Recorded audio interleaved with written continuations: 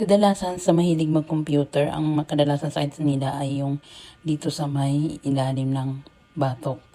Upper back siya pero nasa gitna sa may gilid ng spine. Kagaya nitong bata na to, mahilig siya maglaro.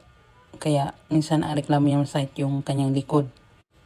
Yan din kadalasang sakit ng aking mga client, yung mga nagre-reklamong masakit yung sa ilalim ng batok nila. Tinatanong ko kaagad kung mahilig ba sila mag-computer.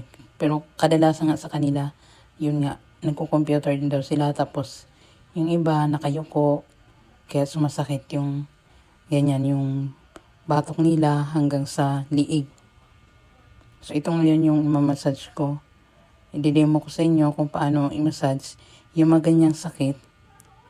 Kagaya ng dyan sa anak ko.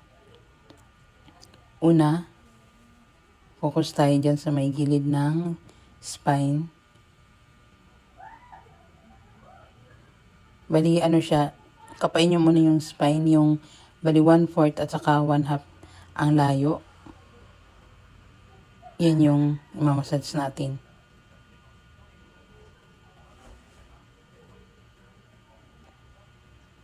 Focus tayo sa upper back. Gamit tayo ng thumb. Bali dito, kadalasan kabilaan. Masakit.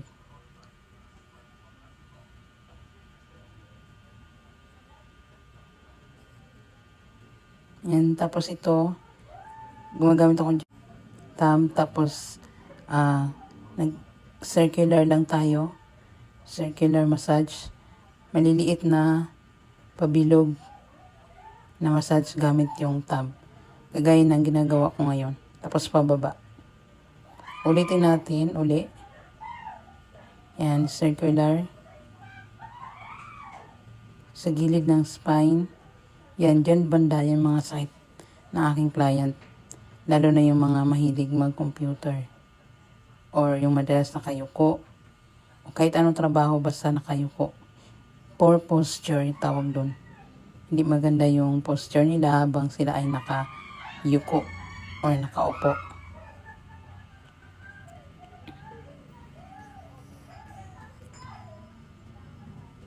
So dito naman sa may gilid ng neck, tataas siya ng shoulder blade. Diyan, diin-diinan nyo rin dyan kasi ang iba, dyan naman yung ngalay niya. Dyan nang gagaling yung ngalay. Kapain nyo yung shoulder blade dyan. Yung pinakatuktok niya. Yun ay mamassage natin.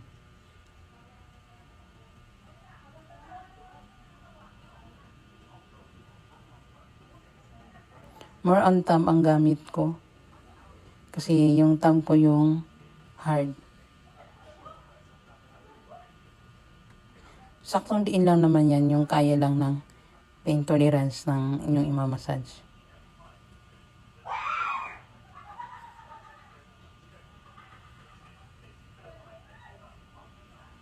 Yan.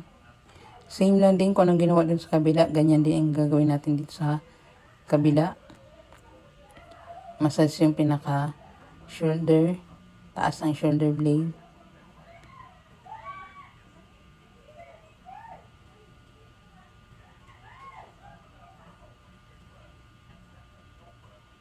Tapos diinan yung galing sa taas pababa.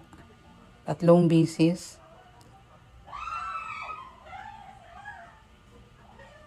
Ito ay tinatawag na raking. Gamit yung tuturo. Tapos mamassage natin pababa.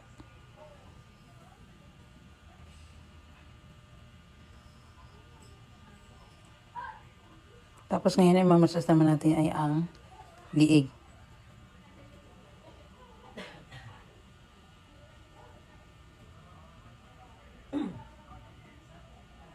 Sa liig naman ay dahan-dahan lang yung pag-massage.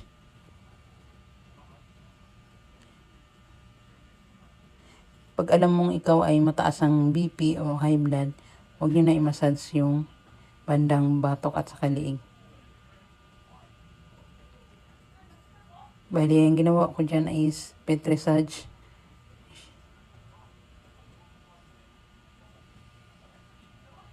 Pagpiga, dandahang pagpiga sa liig.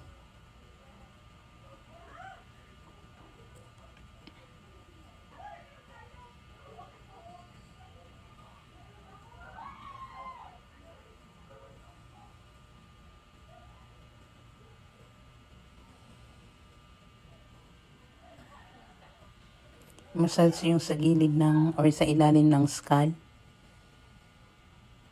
Dahan-dahan, circular. Massage natin yung galing sa liig papuntang sa ulo, likuran ng ulo. Kung mahaba ang buhok niyan, sa mga babae, masarap ang massage na yan. Relaxing siya. So, balik tayo sa liig.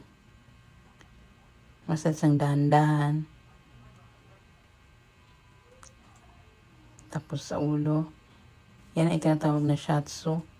Lang ginagamit ko, dindiinan ng dahan-dahan. Pataas.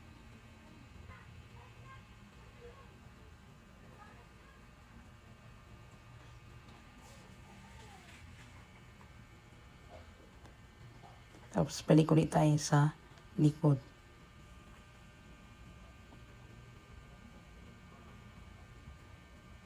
Ang tinatawag na praying hands.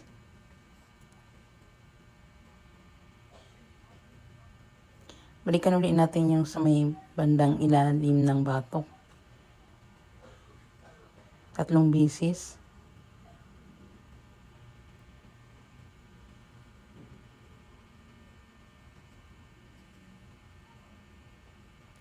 Tapos, kung kaya naman ng i-massage nyo knuckles sa may shoulder, gawin natin yung knuckles. Kabilaan.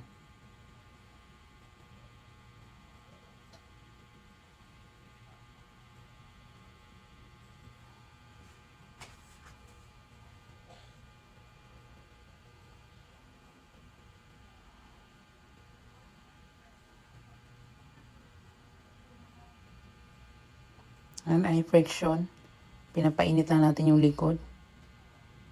Rubbing. Tapos, yan, takpan natin ang towel. Then, yan ay tinatawag na shiatsu or dry massage. Lang ang ginagamit ko dyan na pandiin. Dahan-dahan.